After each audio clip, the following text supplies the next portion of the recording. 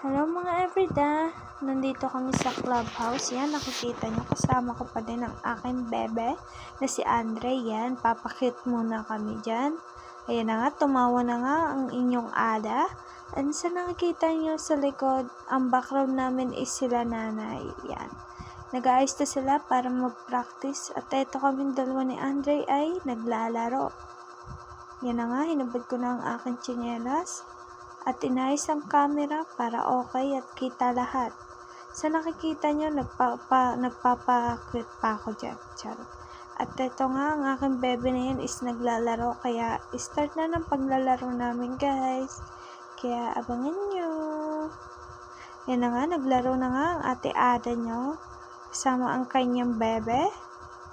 Yan, tuwang-tuwa siya kasi para ba siyang nakakano. Ayan na nga.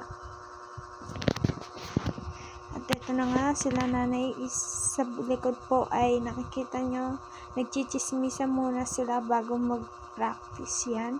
And nakikita nyo sa taas, okay na yung, meron ng ano, at nakikita nyo may karay-karay na daw.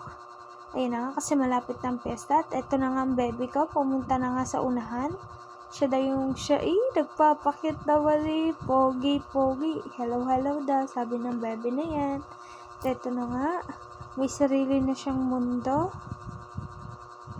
Umalis na nga ang baby na iyan. At hindi alam kung saan siya pupunta. Yung pala, tumayo naman pala ang baby na iyan. At ito na nga, At ito nga, nandito pa din si Oscar. At hanggang ngayon, ayan na nga, biglang umulan dyan, guys.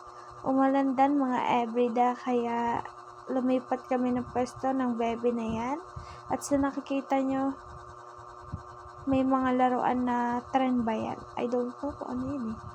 And ayan na nga. Ayan na nga ang baby na yan. Kung ano na, nakatulala na siya.